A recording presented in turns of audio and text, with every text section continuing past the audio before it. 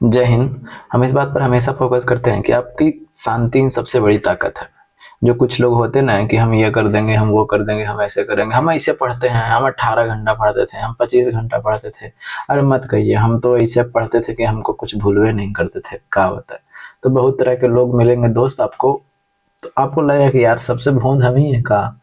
जी नहीं दोस्त, आप एक अनोखा व्यक्ति हो, ठीक है, जो आपके जैसा इस दुनिया में नहीं है। इसलिए अपने मेहनत पर भरोसा कीजिए और लगातार बस चलते रहना है, रुकना नहीं है दोस्त। ऐसा नहीं कि 5 दिन पढ़ा फिर 2 दिन आराम करते हैं, नहीं दोस्त। जितना टाइम मिला है आप उतना ही पढ़ो। हम ये नहीं कर रहे हैं कि तुम कैसे हो एकदम टेंशन में, नहीं, जितना टाइम मिला आप उतना पढ़ लो, ठीक है। आपको सफलता जरूर मिलेगा, जरूर मिलेगा। बस केवल आप रुकना नहीं और थोड़ा सा सीरियस रहिए लक्ष्य के प्रति। जरूर मिलता है सफलता, ठीक है।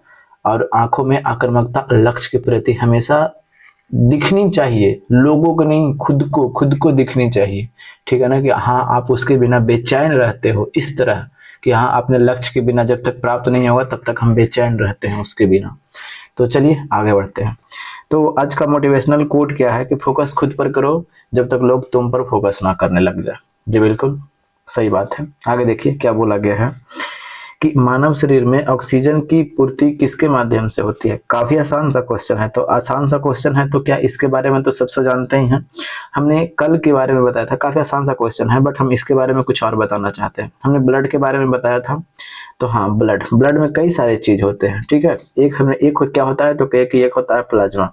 अच्छा, एक क्या होता है तो कहे कि कार्पल्स, ठीक है। अच्छा, कार्पल्स की अगर हम बात करते हैं तो कार्पल्स का मतलब क्या होता है तो कहे कि रुधिराणु होता है। यहाँ तक तो ठीक है। चलिए, अब रुधिराणु होता है, प्लाज्मा में क्या क्या होते हैं तो कहे कि फाइब्रिनोजेन होता है, फाइब्रिनोजेन होता है। अच्छा, और क्या होता है तो कहे कि ये होता है प्रोथ्रोम्बिन। अच्छा, ये दोनों है क्या, प्रोथ्रोम्बिन होता है। अच्छा, ये दोनों है क्या तो देखिएगा, दोनों की अगर हम बात करते हैं तो दोनों दोनों क्या है तो ये प्रोटीन है। अच्छा, सही बात है तो कि हाँ हाँ बिल्कुल। अच्छा, जब बात आता है कार्पल्स में तो कार्पल्स में कौन कौन होते हैं तो एक आरबीसी होता है और एक होता है डब्ल्यूबीसी होता है और एक क्या होता है तो एक ये प्लेटलेट्स होता है।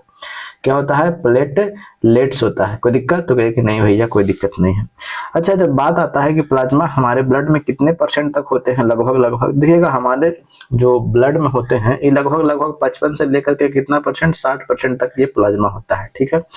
अच्छा, जब बात आता है कार्पल्स का तो कार्पल्स कितना परसेंट होते हैं तो देखिएगा ये 45 40 से लेकर के कितना परसेंट तो कि 45% तक होता है हमारे ये कार्पल्स ब्लड में मौजूद होता है, ठीक है।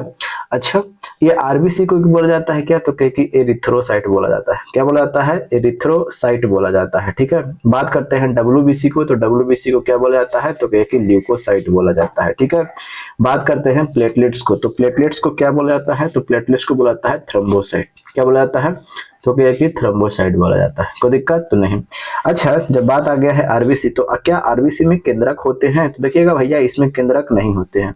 तो क्या इसमें लाइसोसोम होते हैं तो कहिए कि नहीं भैया इसमें लाइसोसोम भी नहीं होता है। क्या होता है, इसमें लाइसोसोम भी नहीं होते हैं, लाइसोसोम भी नहीं होते हैं, ठीक है। अच्छा, इसमें हीमोग्लोबिन होता है, हीमोग्लोबिन होता है तो जी हाँ हीमोग्लोबिन होता है। और हीमोग्लोबिन के वजह से ही ये रक्त का रंग क्या होता है तो एक लाल होता है।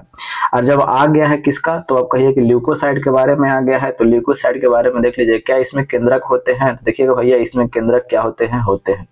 अच्छा, अच्छा इसमें लाइसोसोम होते हैं, लाइसोसोम आप बताइए कमेंट बॉक्स में कि क्या होते हैं कि नहीं होते हैं। अच्छा, अब बात करते हैं लाइसोसोम हो गया, क्या इसमें हीमोग्लोबिन होता है।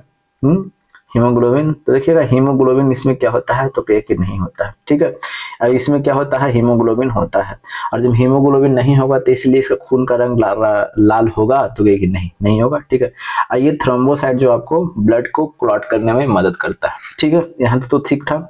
अच्छा, जब हमें आरबीसी के बारे में देखना है यानी रक्त, ये रक्त करता क्या है देखिएगा, ऑक्सीजन और कार्बन डाइऑक्साइड का क्या करता है तो परिवहन करता है। कौन करता है तो ये आरबीसी यानी रक्त करता है, यानी रेड ब्लड सेल करता है। तो यही तो पूछा गया था इस क्वेश्चन को यहाँ पे, तो इसलिए इसका आंसर कौन सा हो जाएगा तो आरबीसी यानी लाल रक्त कोशिका। समझ में आ गया, कोई दिक्कत नहीं। तो यहाँ तक हमको लेकर के आना था, बताना था मकसद, सिर्फ हमें टिक नहीं करवाना था। इस जैसे में यहाँ से तक हम किए ना तो आपको रिवीजन भी हो गया।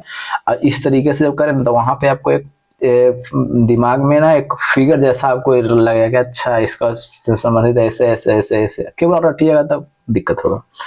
आगे क्या बोला गया है कि मानव शरीर में सबसे बड़ी ग्रंथि। और हाँ, कल दोस्त क्या था ना कि ये वाला वीडियो कल बनाया था, बट क्या था ना कि उसमें साउंड नहीं था, तो इसीलिए हमें फिर से बनाना पड़ रहा है। ठीक है, कुछ भाई कमेंट किए थे कि साउंड नहीं है इसमें, तो क्या था ना कि मम्मी वहां से स्विच बंद कर दी थी, तो हमको लगा कि चार्ज हो गया था माइक, बट चार्ज नहीं था, तो इसलिए ऐसा प्रॉब्लम हो गया।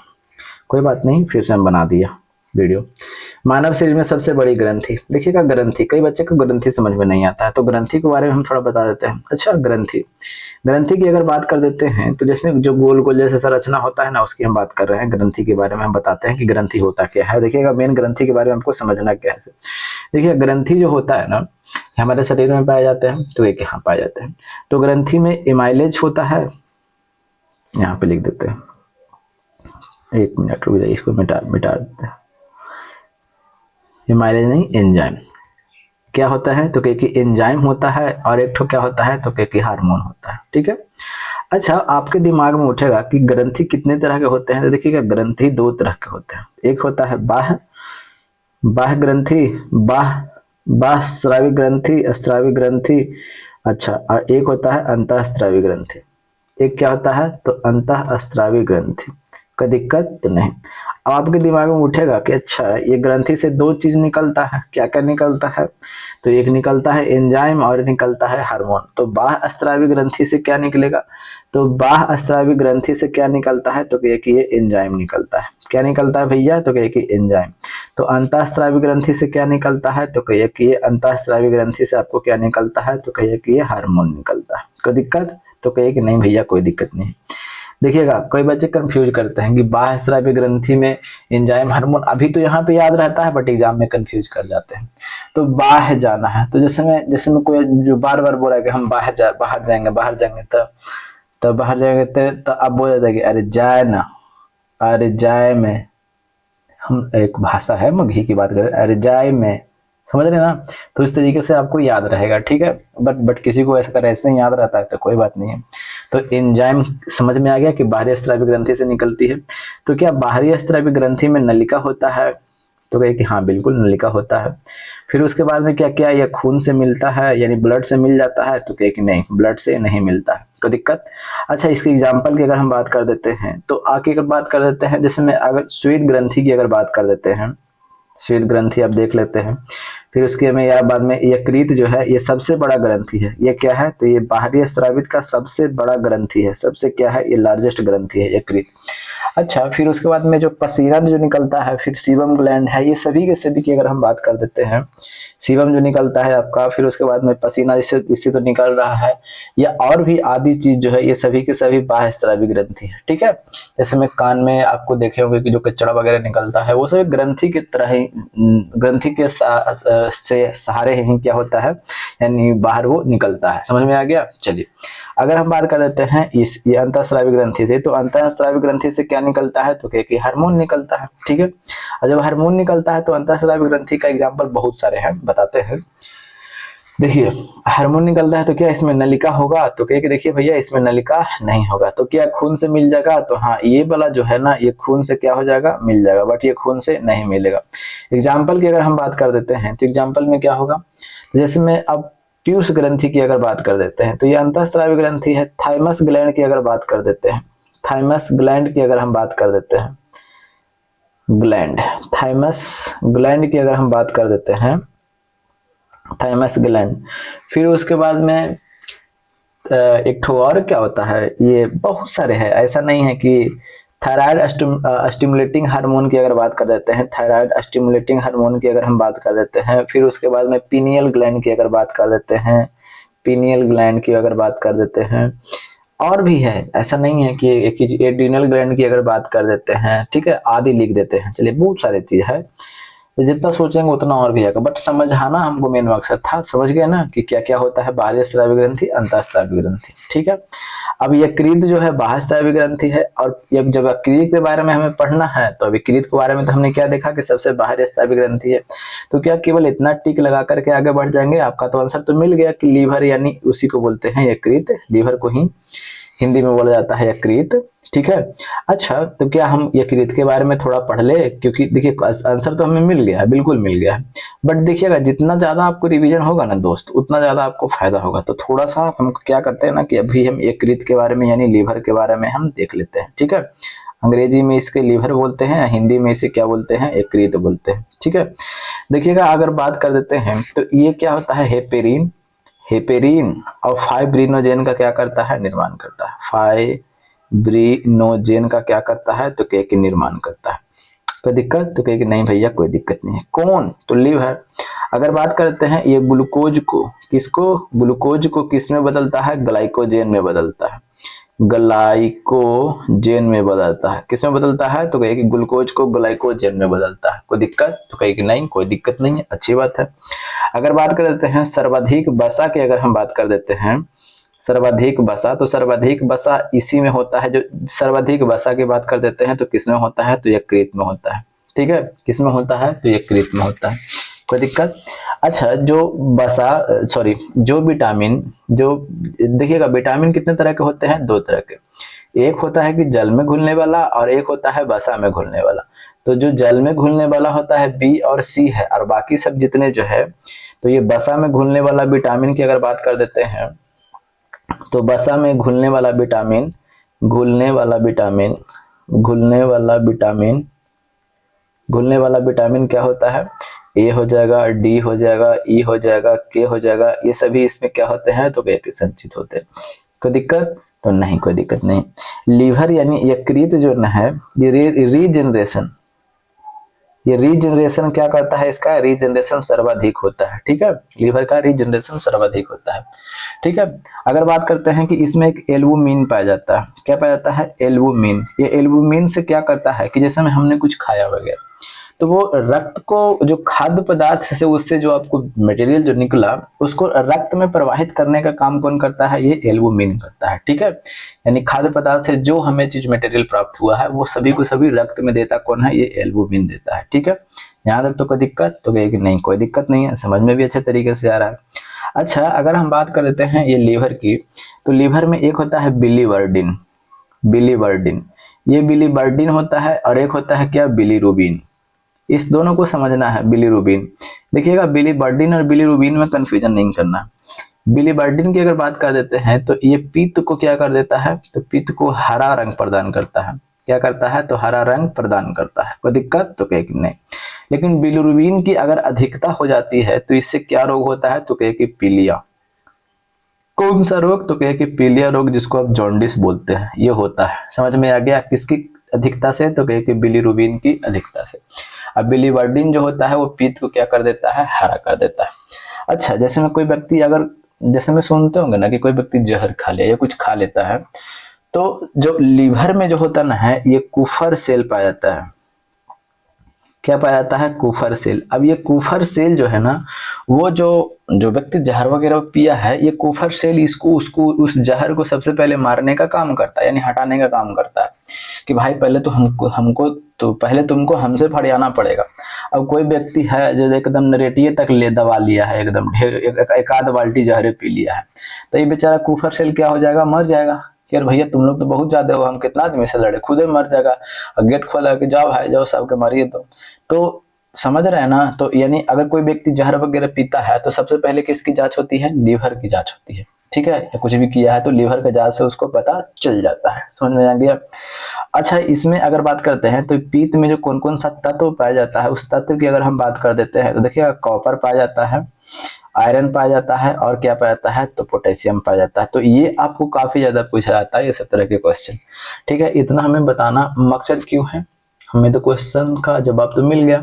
और हमें ऐसा नहीं करते हैं, देखिए देखिए हमें एक बात और बताते हैं, कई जगह पे ऐसा होता है, हम देखिए शिकायत नहीं कर रहे हैं दोस्त, हम, मेरा मकसद शिकायत करना बिल्कुल नहीं है। जैसे मैं, हम इस तरीके से बताने से आपको फायदा हम बता रहे हैं, हमें शिकायत करना कोई मकसद नहीं है, हम आपको फायदा बता रहे हैं कि आपको फायदा क्या होता है। सभी दोस्त, सभी कोई अच्छे, सभी को यहाँ पे अच्छे हैं, ठीक है, कोई बुरे नहीं है। देखने का नजरिया होता है सिर्फ, ऐसे कहा गया दोस्त, ऐसे आना। तो देखिएगा, जैसे मैं अब यहाँ पे आया और फिर इसके बारे में एक लाइन बताया, इसके बारे में एक लाइन बताया, इसके बारे में एक लाइन बताया, तब वो बात थोड़ा ठीक है, जानते तो हैं, बट अगर इसके बारे में हम थोड़ा और गहराई से अगर जान ले लीवर के बारे में, तो हमको रिवीजन हो गया, रिवीजन होगी कि नहीं, अब बाद में हमको कोई प्रॉब्लम नहीं होगा, जो बच्चे भूल रहे होंगे वो भी कंप्लीट हो गया, इससे टॉपिक आपका कंप्लीट होता है। समझ में आ गया? चलिए, इसका तो हमें जवाब मिल गया। आगे देखते हैं अग्नाशय की, जिसमें अब आया है तो अब हम बात करेंगे अग्नाशय की, बात कर देते हैं। तो इससे क्या क्या निकलता है, तो क्या कि एल ए, और क्या निकलता है तो टी, टी से क्या हो गया तो क्या कि ट्रिप्सिन हो गया, ठीक है, ट्रिप्सिन हो गया। ए से क्या हो गया तो क्या कि एमाइलेज हो गया, एमाइलेज हो गया। अगर एल से की बात करते हैं तो लाइपेज हो गया, ठीक है। ये किससे निकलता है तो ये अग्नाशय से। अमाशय के बारे में तो हमने कल भी बताया था कि नहीं, कि ये हमारा पेट है, यहाँ पे ये क्या है तो क्या कि कार्डियक है, ये हो गया कार्डियक, ये हो गया क्या फंडिक, ये हो गया पाइलोरिक, पाइलोरिक बताया था ना, कल भी बताया था परसों। तो एक बार बार कितना बार बताते रहे, जैसा मैं 2-3 दिन कम से कम बीच होने दीजिए तब फिर बताते रहेंगे, चाहे थोड़ा सा फास्ट में हम खींच लेते हैं। कार्डियक से क्या निकलता है तो क्या कि HCl निकलता है, और इसमें रूजी होता है फंडिक में, और इसमें क्या होता है ये पाइलोरिक में जठर ग्रंथि होता है। अब यही जठर ग्रंथि से जठर रस निकलता है, और यही जठर रस से पीआर होता है, यानी पीआर, समझ रहे हैं ना, ये पीआर वो बोला पीआर नहीं है, ठीक है। पेप्सिन और क्या होता है तो रेनिन, पेप्सिन जो होता है ये प्रोटीन को पेप्टोन में बदल देता है, और रेनिन दूध को पचाता है, यानी दूध को दही में बदलता है, ठीक है। चलिए, तो इसका तो बारे में तो जान लिया, तो इसका आंसर तो हमें मिल गया लीवर। आगे बढ़ते हैं, ग्रीन हाउस किस पदार्थ का बना होता है, तो ग्रीन हाउस जैसे में अब आप हमको बताइए क्या कि ग्रीन हाउस प्रभाव में सर्वाधिक गैस का योगदान किसका है तो कि कार्बन डाइऑक्साइड का। अच्छा, कि इससे प्रभाव क्यों होता है, क्यों आखिर हमारे लिए खतरा है, देखिएगा हम बताते हैं क्यों खतरा है। जो जैसे आप मान करके चलिए कि ग्रीन हाउस प्रभाव में जो सर्वाधिक योगदान किसका है, ग्रीन हाउस प्रभाव का मतलब समझते हैं, यानी वायुमंडलीय टेम्परेचर जो है ना, भूमंडलीय जो ताप है उसमें वृद्धि हो रहा है, किसकी वजह से हो रहा है तो ये कार्बन डाइऑक्साइड की वजह से हो रहा है। तो हम लोग को दिक्कत क्या है भाई, अरे भाई बहुत दिक्कत है, देखिए क्या दिक्कत है। सब जैसे वो मान करके चलिए कार्बन डाइऑक्साइड की मात्रा काफी ज्यादा बढ़ जाती है, ये क्या होता है गर्मी पैदा करता है, जितना ज्यादा कार्बन डाइऑक्साइड रहेगा तो वो भूमंडलीय जो तापमान हो वो क्या हो जाएगा बढ़ जाएगा। और जैसे तापमान बढ़ेगा ना दोस्त, तब क्या होगा कि जितने भी ग्लेशियर है, ठीक है, वो ग्लेशियर पिघलना स्टार्ट करेंगे, है ना, पिघलना स्टार्ट करेंगे ना। अब जब पिघलना स्टार्ट करेंगे तो जो जैसे में अब जितने जैसे में यहाँ पे आप मालदीव देख रहे हैं, तो ये मालदीव देख रहे हैं तो समुद्र में है, काफी नीचे है, सुनते में भी आ रहा है कि 50 से 100 साल के बाद ये पूरा का पूरा क्या हो जाएगा निपट जाएगा। क्यों? क्योंकि जल में डूब जाएगा। तो जल में कैसे, क्योंकि ग्लेशियर से क्या हो जाएंगे, सब बर्फ क्या हो जाएंगे पिघलेंगे, अब पिघल के कहाँ जाएंगे तो समुद्र में, समुद्र का जल स्तर क्या हो जाएगा बढ़ेगा।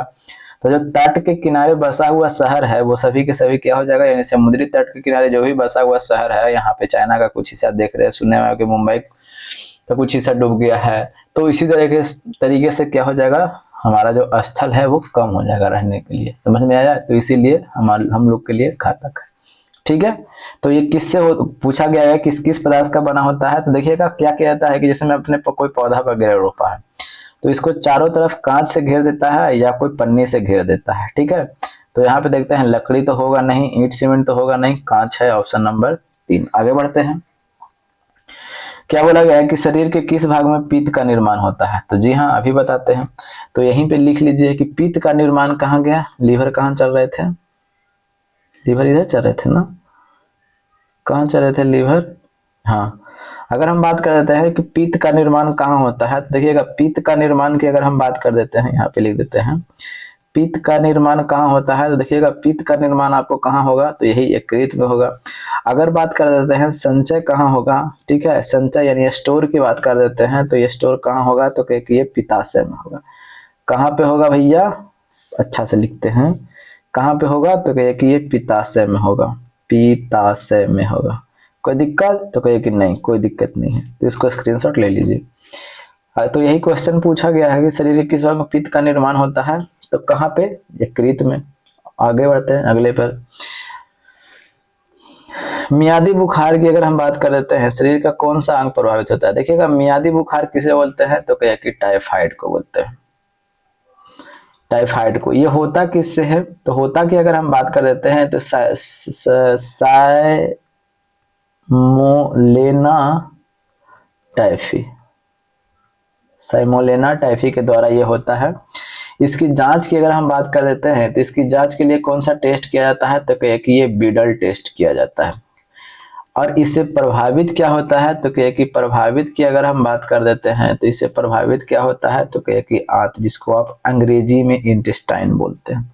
तो ऑप्शन नंबर क्या हो जाएगा, तो 4 हो जाएगा। शरीर में रुधिर का भंडार कहाँ होता है, तो सबको पता है कि रुधिर का भंडार कहाँ होता है, तो कहिए कि आपको तिल्ली में। और तिल्ली यानी इसको अंग्रेजी में क्या बोलते हैं, तो कहिए कि स्प्लीन। इसी को क्या बोलते हैं, तो कहिए कि कब्रगाह बोला जाता है। ठीक है, इसी को आपको ब्लड बैंक बोलते हैं, ब्लड बैंक बोला जाता है। चलिए, मानव शरीर में प्रति मिनट हृदय की धड़कन कितने बार, तो कहिए कि 70 से 72 बार। ये काफी आसान क्वेश्चन है, इसमें टाइम बिल्कुल नहीं देना है। जहाँ पे टाइम देने के लिए रहेगा, मानव शरीर में कुल हड्डियों की संख्या 206 गो। काफी आसान क्वेश्चन है। हड्डी की बात कर देते हैं तो ओडोंटोलॉजी इसका क्या कहलाता है, ओडोंटोलॉजी इसका क्या कहलाता है, ओडोंटोलॉजी इसका क्या कहलाता है, तो इसका अध्ययन कहलाता है। हड्डियों का अध्ययन क्या कहलाता है, ओडोंटोलॉजी। ठीक है, कैल्शियम और फॉस्फेट का क्या होता है, तो कहिए कि ये हड्डी बना होता है। कैल्शियम और किसका, तो कहिए कि ये फॉस्फेट का क्या होता है, ये हड्डी बना होता है। ठीक है, चलिए, जहाँ पे टाइम देने के लिए रहेगा हम खुद देंगे। निम्नलिखित में से विटामिन दूध में नहीं पाया जाता है, तो देखिएगा, अगर बात करते हैं विटामिन ए, तो इसका रासायनिक नाम क्या होता है, तो कहिए कि रेटिनॉल। अब ये रेटिनॉल जो होता है विटामिन ए में पाया जाता है। ठीक है, बात करते हैं विटामिन सी, यही नहीं पाया जाता है, तो इसका आंसर हो जाएगा ऑप्शन नंबर 2। इसका रासायनिक नाम क्या है, तो कहिए कि एस्कॉर्बिक एसिड इसका रासायनिक नाम है। एस्कॉर्बिक एसिड इसका क्या है, तो कहिए कि रासायनिक नाम है। अच्छा, सही बात है, तो कहिए कि हाँ बिल्कुल। तो फिर अगर हम बात कर देते हैं ये विटामिन का, तो देखिएगा विटामिन बी का एक विटामिन नहीं, इसका कॉम्प्लेक्स आता है। एक है विटामिन बी1, ये है विटामिन बी2, विटामिन बी3, विटामिन बी5, विटामिन बी6, विटामिन बी7, विटामिन बी12, बस इतना रखिए। और भी है बस, लेकिन इतना ही रखिए। विटामिन बी1 की अगर बात कर देते हैं तो इसका नाम क्या होता है, तो कहिए कि थायमीन नाम होता है। विटामिन बी2 का अगर बात कर देते हैं तो कहिए कि राइबोफ्लेविन होता है, राइबोफ्लेविन होता है। अगर हम बात कर देते हैं विटामिन बी3 का, तो विटामिन बी3 का नाम क्या होता है, तो कहिए कि नियासिन होता है। अच्छा, अगर हम बात कर देते हैं विटामिन बी5 का, तो पेंटोथेनिक होता है। विटामिन बी5 का नाम क्या होता है, तो कहिए कि पेंटोथेनिक होता है, पेंटोथेनिक होता है। विटामिन बी6 का क्या होता है, तो कहिए कि पैरोडॉक्सिन होता है, पैरोडॉक्सिन होता है। अब बात करते हैं विटामिन बी7 का क्या होता है, तो कहिए कि बायोटीन होता है। अगर हम बात कर देते हैं विटामिन 12 का, तो साइनोकोबाल्मिन कोबाल्मिन होता है। कोई दिक्कत तो नहीं, सब समझ में आ रहा है, जी हाँ बिल्कुल। तो आगे बढ़ते हैं अगले पर। विटामिन डी की अगर बात कर देते हैं तो इसका नाम क्या होता है, तो कहिए कि कैल्सीफेरॉल। चलिए आगे बढ़ते हैं। इसका आंसर तो हमें मिल गया ऑप्शन नंबर 2।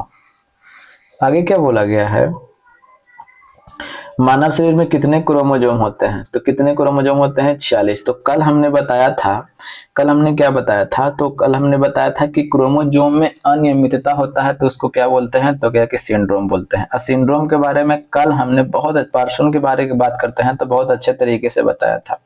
आप कमेंट बॉक्स में जरूर बताइएगा। देखिए दोस्त, अगर ऐसा लगता ना है कि हम केवल जानते हैं, अब उसको आप एक्सप्रेस नहीं कर पाएंगे, एग्जाम में आपको कंफ्यूजन होगा, तो इसलिए आपको एक्सप्रेस करना है, बताना है।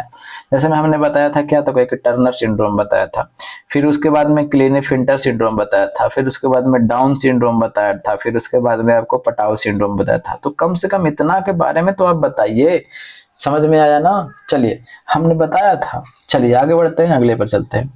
सूरज की किरणों में कौन सा विटामिन होता है, तो काफी आसान सा क्वेश्चन है, ऑप्शन नंबर 3 हो जाएगा। निम्नलिखित में से कौन सा रोग वंशानुगत है, तो देखिएगा स्कर्वी की अगर बात कर देते हैं तो किससे होता है, किसकी कमी से, विटामिन सी की कमी से। रिकेटस किससे होता है, देखिएगा रिकेटस की बात करते हैं तो विटामिन डी से होता है, विटामिन डी की कमी से होता है। रतौंधी की बात कर देते हैं तो विटामिन ए की कमी से होता है। वर्णांधता की बात कर देते हैं तो ये वंशानुगत है। ये कैसा है, तो वंशानुगत है। तो इसका वाहक कौन है, तो यानी ढो के ले जाने वाला कौन है, तो कहे कि महिला। लेकिन महिला को होता नहीं है, देख रहे हैं कितना तेज है, महिला ढो करके ले जाती है। एक वंश से दूसरे वंश में कौन लेके चल जाता है, तो कहिए कि लेके चलती है महिला। लेकिन प्रभावित कौन होता है, तो ले भैया ढो का, यानी देख रहे हैं ना, महिला ढो करके लेके आती है, लेकिन वो खुद उससे ग्रसित नहीं होगा, पुरुष को दे देती है। ठीक है, प्रभावित कौन होता है, तो कहिए कि ये पुरुष होता है। समझ में आ गया? चलिए, कोई दिक्कत नहीं। पलाही पलाह चला लेके लिपटाना है खनी के, हम तो लेके आएंगे, जो लोग लेके आएंगे वो हमको होबे नहीं करेगा, होगा सामने वाला पुरुष के, इसलिए ढो ढा करके लेके चल आया। तो इसका आंसर कौन सा हो गया, ऑप्शन नंबर 3 हो जाएगा।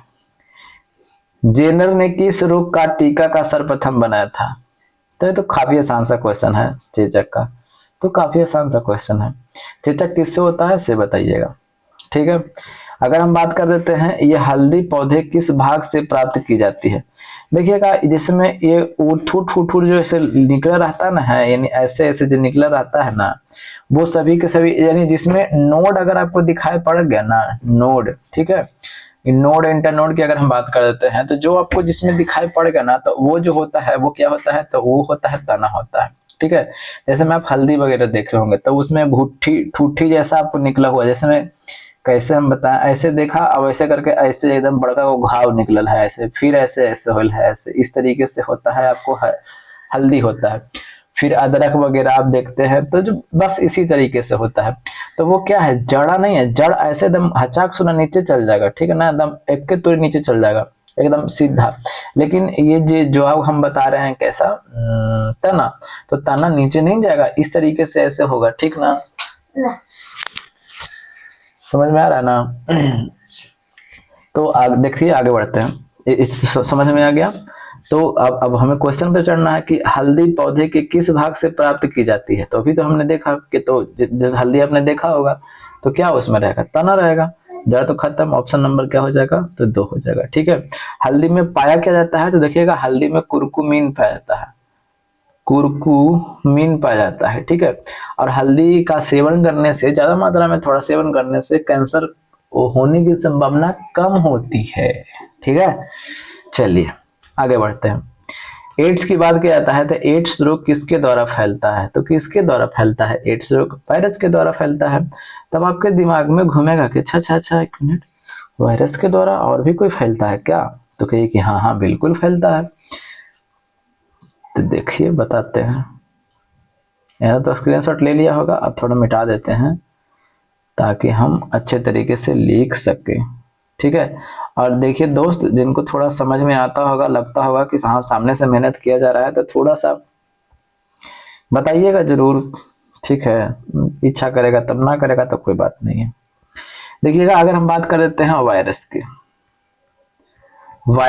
तो वायरस से क्या क्या होता है, तो क्या कि देखिएगा, एड्स होता है, ठीक है, डेंगू होता है, पोलियो होता है, छोटी माता होता है,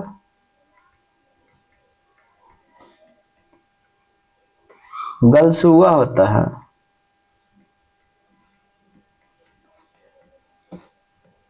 खसरा होता है, ट्रोकोमा होता है,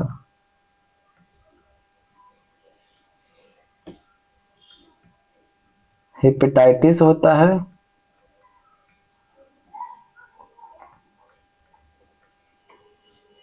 ठीक है,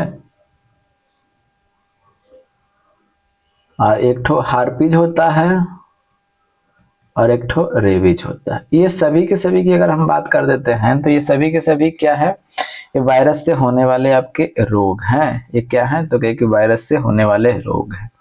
तो इतना कम से कम आपको ध्यान देना पड़ेगा। ठीक है, तो इसका आंसर कौन सा हो जाएगा, बैक्टीरिया तो नहीं, वायरस, ऑप्शन नंबर 3। तो आपके दिमाग में उठेगा एक क्वेश्चन कि अच्छा, बैक्टीरिया से कौन कौन होता है। तो देखिएगा, डिप्थीरिया, प्लेग, देखिएगा, रटना ऐसे नहीं, यूट्यूब पर जाइएगा, बहुत सारे आपको कम समय में आपको वहां पे आपको आउटपुट मिल जाएगा। यूट्यूब पर जाइएगा, बोलिए कि बैक्टीरिया से होने वाले रोग को कैसे याद करें, बस बहुत सारे आपको मिल जाएगा। ठीक है, तो यहाँ पे हम रिवीजन सिर्फ करवा रहे हैं। डिप्थीरिया, प्लेग हो गया, टिटनस हो गया, काली खांसी हो गया, ये सभी के सभी जो है ये किससे होते हैं, तो कहीं के बैक्टीरिया से होते हैं। ठीक है, और बाकी तो काफी आसान क्वेश्चन आता है, आप यूट्यूब पर एक बार सर्च कीजिएगा, काफी सारे आपको मिल जाएंगे। तो खैर हम छोड़ते रखते हैं, अगले क्वेश्चन पर चलते हैं। पाचन के रसों में निम्नलिखित में से कौन सा अम्ल पाया जाता है? तो काफी आसान सा क्वेश्चन है, कौन सा? तो हाइड्रोक्लोरिक अम्ल। अब बात करते हैं यानी HCl, ये कौन सा है? तो ये स्ट्रॉन्ग एसिड है। अब स्ट्रॉन्ग एसिड है तो अब स्ट्रॉन्ग एसिड कौन कौन सा होता है अब बता दीजिए, थोड़ा केमिस्ट्री में घुसा देते हैं। HNO3 नाइट्रिक अम्ल, H2SO4 ये सभी के सभी आपको क्या देखने को मिलते हैं? तो ये स्ट्रॉन्ग एसिड देखने को मिलते हैं। इसका आंसर हो जाएगा ऑप्शन नंबर 4। मानव का मस्तिष्क लगभग कितने ग्राम का होता है? तो काफी आसान सा क्वेश्चन है, 1350 ग्राम का। अब हमें मानव का मस्तिष्क थोड़ा सा देख लेते हैं, ठीक है, जल्दी में देख लेते हैं। ह्यूमन ब्रेन की अगर हम बात कर देते हैं, ह्यूमन ब्रेन की अगर हम बात कर देते हैं तो देखिएगा, अगर हम बात कर देते हैं तो एक होता है फोर ब्रेन,